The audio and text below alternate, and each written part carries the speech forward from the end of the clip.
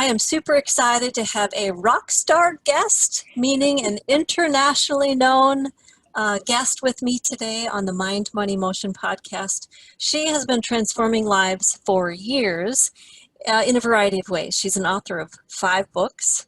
She's certainly a speaker of, I won't even guess how many opportunities, a podcast host, a life coach, and is responsible for having trained 2,800 certified trainers to deliver her 8 to Great, which we're going to spend a good amount of time talking about today in 4 continents.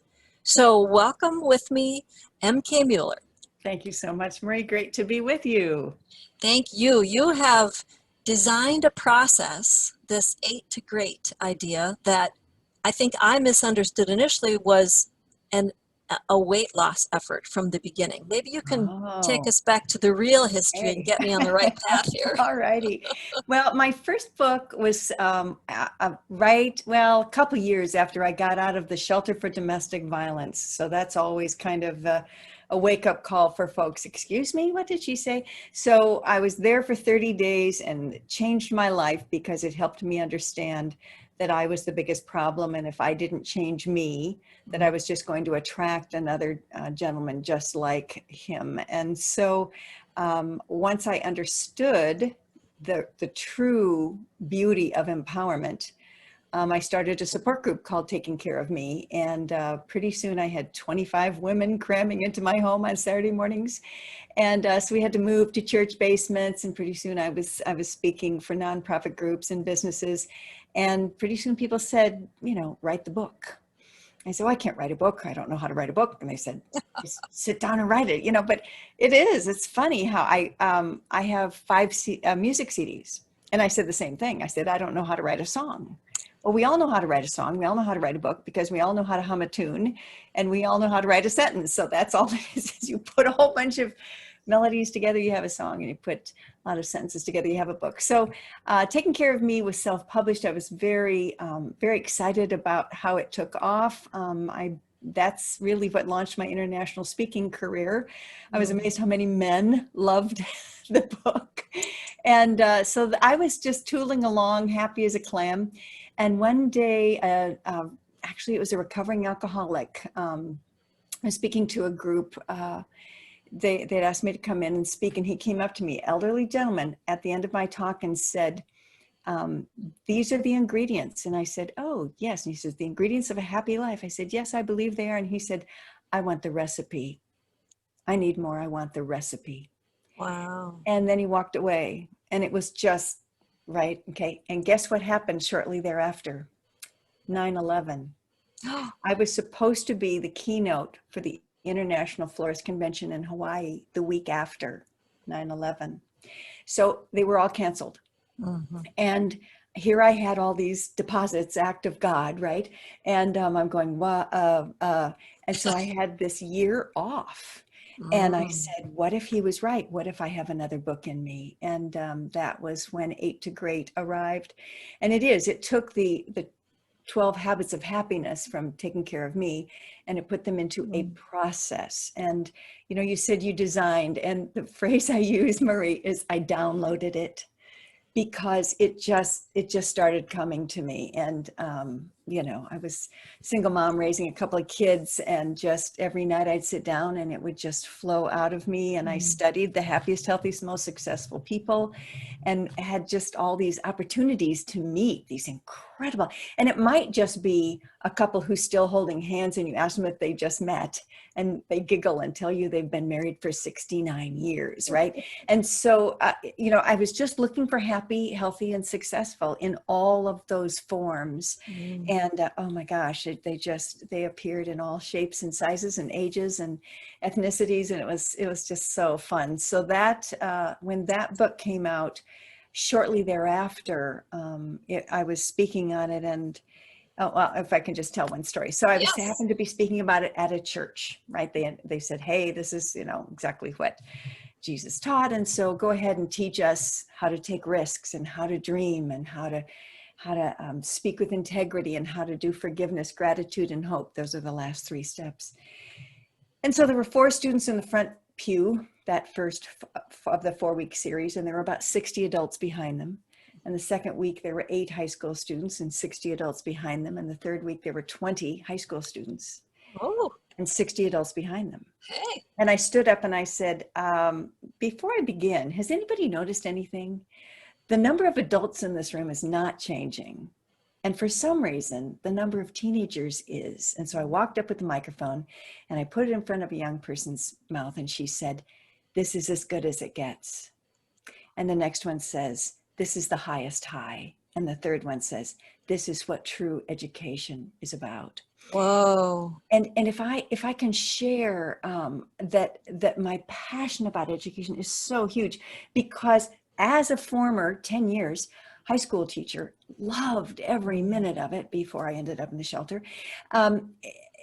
It used to be that what teachers were the information givers, right? We taught information, then we tested information. We knew more than the students. Mm-hmm. Oh my, how life has changed, right? The last place a student would go for information is to the adult standing in front of the room. They're going to go to Google, right? Mm-hmm. So I say educators have been put out of a job, but now is the true job. And the true job of education has always been and will always be empowerment. And so when I'm speaking to educators, one of my favorite audiences, I love to remind them of this. Your job is to look every student in the eye and say, there is nothing you can't do. There is nothing you can't be, and there is nowhere you can't go. And the only one who can get in your way is you. But unfortunately, you cannot say that with integrity to a student unless you Walk the talk. Unless you walk the talk, exactly. Unless you believe it. So that's why I'm so passionate about empowering educators to follow their dreams, to live their truth, to speak their truth, to do their forgiveness work and their gratitude daily rituals and all the stuff of 8 to Great. And so it's so exciting for them to catch the fire of the process. And again, I don't believe I wrote it. I believe I downloaded it. I believe it's all based on ancient wisdom, whether it's religious wisdom or the great philosophers. It's all been there all along. And I was just blessed enough to be able to put it into an 8-step process. Wow. Well, you have 2 ironies going on here in that story. The origination was back in 9/11, so a crazy, amazing black swan event in our country. And where are we today? A worldwide crazy black swan event. And yet you also are talking about educators, and educators today have this new challenge. We were just talking about this, the virtual aspect of being the empowerment piece of their education. So talk about COVID and how you see some connections into your 8 to Great from that standpoint. Oh, awesome. And again, it always comes back to the teacher, who is now often the parent, right? And of course, parents have always been teachers. So if I can just talk to every adult who might be listening to this right now, because this is our opportunity to do things we have not done before. And, when I speak to women behind bars, I mean, it's kind of similar, right? We're in a kind of prison. We're kind of in a holding space right now. And I always say, this is the best time for you to dream. And so the first of the 8 highways is called Get the Picture. And what I found when I studied the happiest, healthiest, most successful people was not only that they had a picture, but that they got to the place where they believed in it. And my definition that I use in the book is: a belief is a thought you keep thinking until you feel it. And so we practice, and I'm going to teach everybody a simple activity right now. It's called the congratulations game.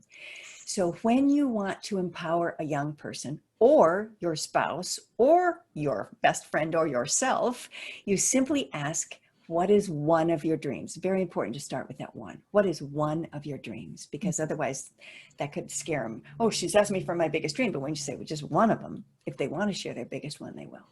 So they share this dream. One of mine, for example, Marie, is to go to Greece. I haven't gone to Greece yet. I really want to go to Greece. So what's one of your dreams, Marie Kay? Oh, to go to Greece.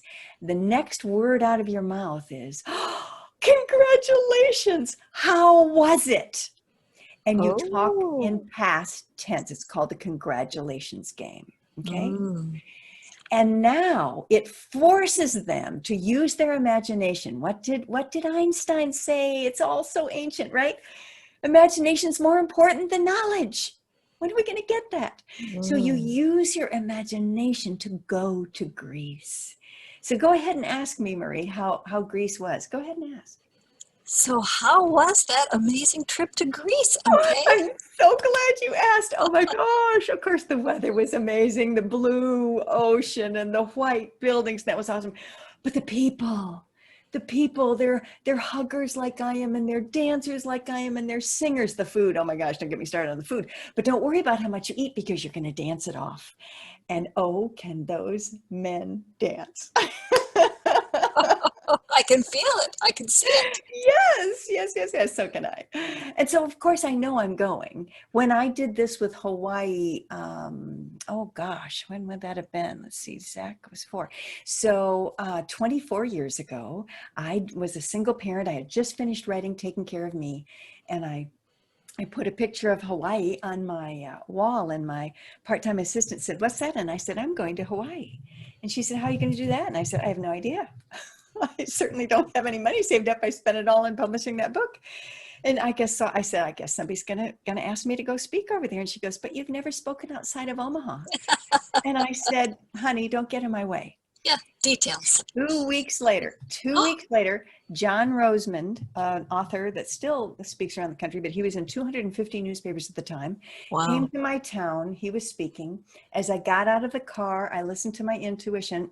Hint, intuition, we all have it. I listened to this thought that said, "John Rosemond needs you." Now, how do I know that was my intuition? Because my regular brain would never have thought such a crazy thought. But my intuition said, "John Rosemond needs you." And I said, "Oh, really?" And then it came back, which intuition always does, always comes back. Watch Field of Dreams again. Always comes back and repeats itself. And so I said, okay, I'm supposed to talk to him. So yeah, our definition in 8 to Grade of how to make every decision for the rest of your life, here's another little tip, is if I had no fear, what would I do? So if I had no fear, I walked up to John Rosemond and I said, "Excuse me, could I speak with you after your talk tonight?" And he said, "No, I've got time now. Nobody's here. What would you like to talk about?" And I said, "I had this weird thought that you need me, and I have no idea what it means, except you tell parents to get a life, and I teach them how to get a life. I don't know, do you ever bring people along in your speaking engagements with you?" He said, "I'm looking for 3 people to join my national team in the next 3 weeks. What's your name?" Whoa. He took me out for coffee afterwards, and he offered me a contract that evening without ever having heard me speak. Hello. Wow. So the Wow. first place he sent me, you know the rest of the story, Marie. The first place he sent me was he double booked himself, and could I possibly speak in Hawaii for him? Wow. And the We knew last the of, end of that story before you even said it. well, it's not even the end. You ready for the end? I Oh, saved there's someone's more. I saved someone's life while I was there. What? So I love to remind people that your dreams are calling to you as much as you're calling to your dreams. And people are afraid, I think, too many of us, we're afraid to ask for things that we think are selfish. Was it selfish for me to want to go to Hawaii when Hawaii was calling to me? I believe this. I believe everything's in divine order. And Hawaii was calling to me and saying, "You must come and you must show up on this day because this woman's going to need you. Otherwise, she'll take her own life."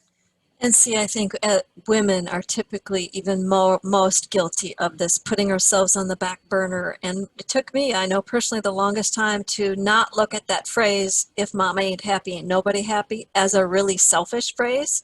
And now I'm recognizing how amazingly smart that is, because the more able you are to be healthy yourself, the more good you can do Yeah, for other people. absolutely. I love it. I like to remind them and say, if you want your kids to be happy, hint, they're watching. Mm, They're very good. watching you. And if you aren't happy, you are modeling for them that no matter what you say they should be, you're modeling for them that they should live for other people. And if you give your happiness up for them and they give their happiness up for the next generation, et cetera, wait a minute. Wait a minute. So if you're saying to get the picture, and not only get the picture, the dream in your head, but believe it, Yeah. is that the hardest, would you guess of the 8 steps, or maybe it's different for everyone? Ooh, it is different for everyone, yes. Yes. Because let me run through them real quickly. I won't talk much about them. Great. The first one is that get the picture. The second one is as soon as you get that dream, it's going to call you to an action, right? It's just going to call you, and you're going to go, uh-oh, now I have to do this thing, right? I want to meet this guy, and all of a sudden there's going to be this opportunity to join this dating group or site or whatever, or walk up to a guy at at some event. So of course there's going to be that risk. Okay, so that's when the if I had no fear, what would I do? Mhm. Mhm. Then you're going along, and all of a sudden there's going to be a bump in the road, no matter if it's a relationship or a trip or a new business you're starting, whatever. And that's when we can either BC or AD.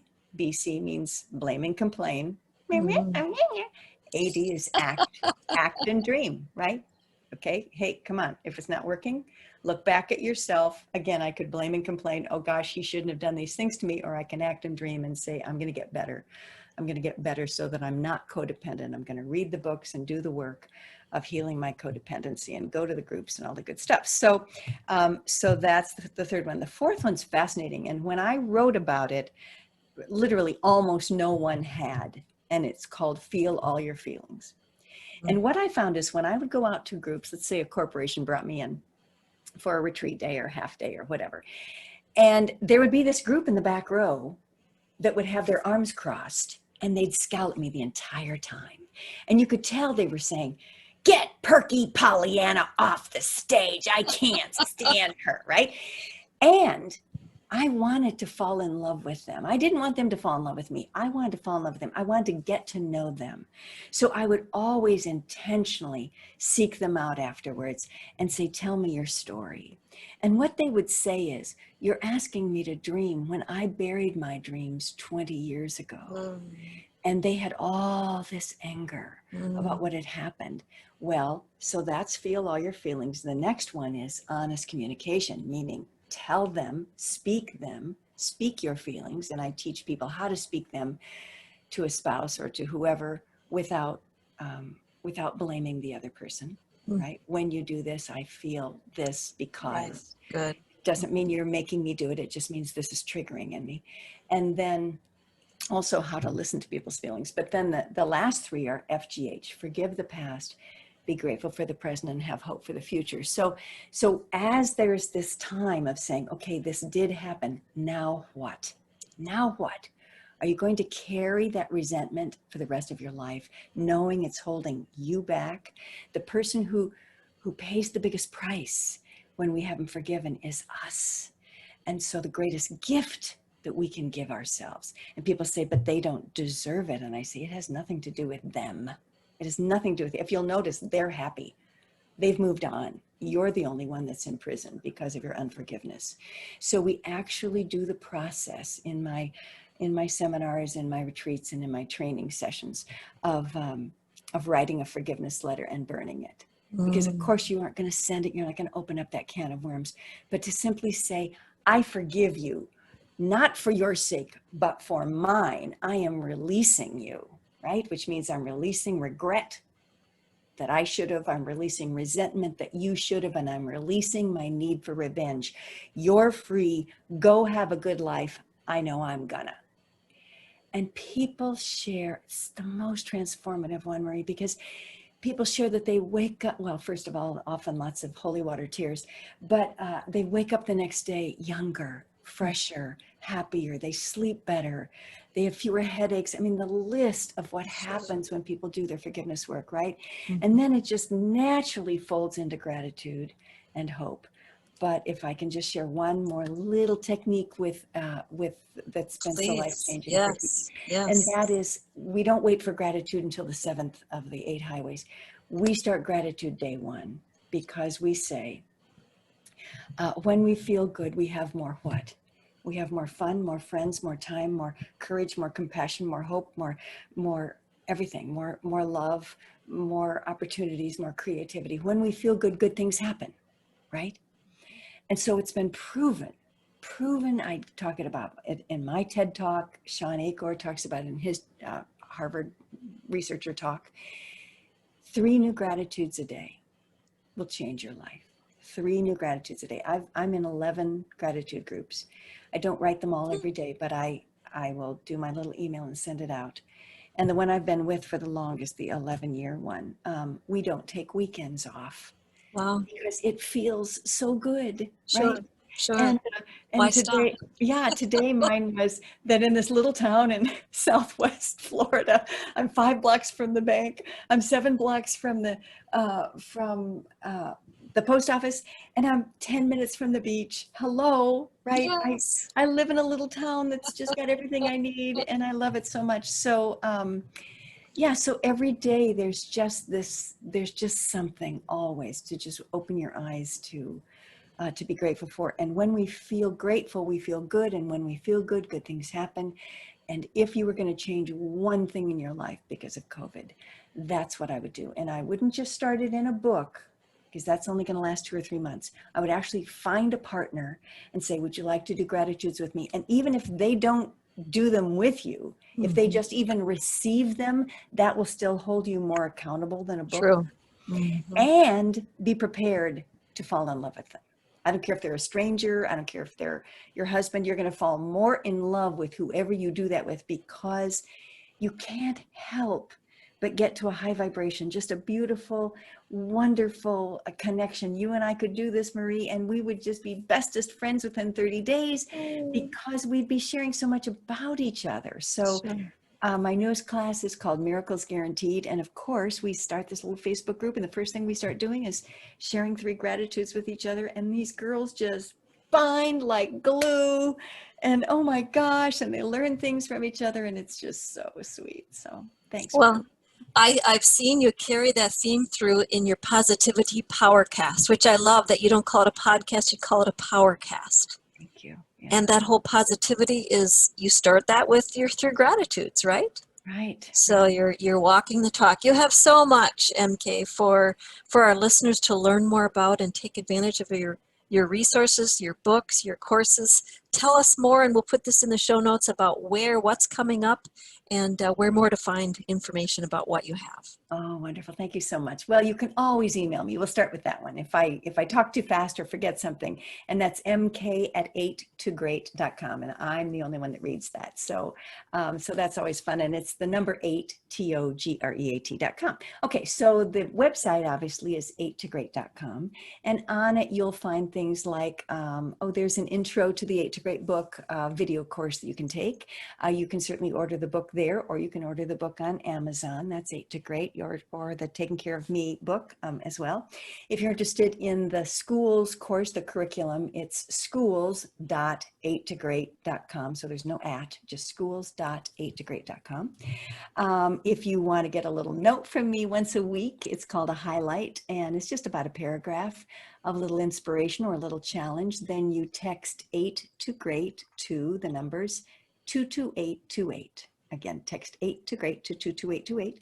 Or my Powercast is called MK Mueller's Positive Powercast. And you can find that again on my 8 to Great website, or by, I think it's on what? I don't know how to say this yet. Apple and iTunes. Sure. All of them. Google, probably. or hopefully my web guy does a great job with that. So whew, thanks for letting me download all of that. And yeah, and my new weight loss class, not new, but we are doing one. So it actually starts this week, and we have a couple slots left if anybody's interested. And that one's called Feel Good Again. And it's based on the 8 highways plus how to stop cravings forever and ever. Amen. So back to your original question. Awesome. Do you ever sleep? Well, I just love variety. And if I'm 68, I'm a happy young 68, but I have been at this a while. And so it's so fun to apply these 8 steps to different aspects of life. So, well, thank you so much for all you are doing. I'm excited to help share your information so that more people can benefit from it, and your positivity and your gratitude advice. I hope our listeners take advantage of that. And I totally agree with that. That will just make life better in general. yes, absolutely. And keep dreaming, everybody. Thank you, Marie. Thank you.